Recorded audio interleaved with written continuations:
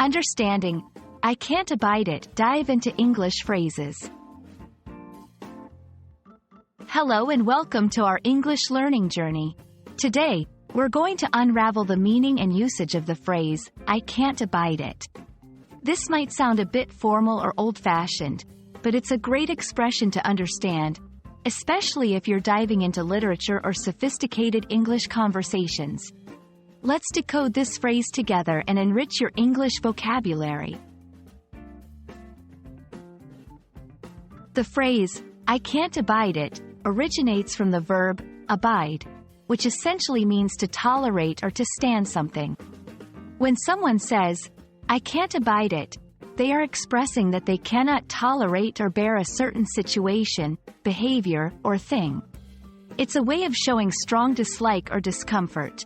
For instance, if someone says, I can't abide the noise in the city, they mean that the city's noise is intolerable or very unpleasant for them. Now, let's see how to use I can't abide it in sentences. This phrase can be used in various contexts, but it usually indicates a strong negative emotion. I can't abide it when people are late to meetings. This shows strong irritation towards people being late. She said she can't abide the smell of seafood. This indicates that the smell of seafood is extremely unpleasant to her.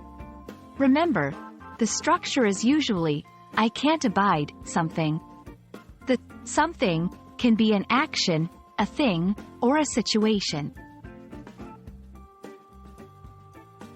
To enrich your vocabulary, let's explore some synonyms and variations.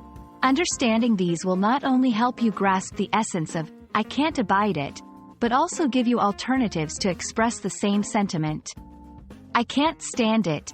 I can't tolerate it. I find it unbearable. It's intolerable to me. All these phrases can be used interchangeably depending on the context and the tone you want to convey. Congratulations, you've just expanded your understanding of a unique and expressive English phrase. I can't abide it is more than just a phrase. It's a window into a rich language full of nuances and expressions. Use it wisely in your conversations or writings to express strong dislike or discomfort. We hope this video has been informative and enjoyable for you. Keep practicing, and you'll be a master of the English language in no time.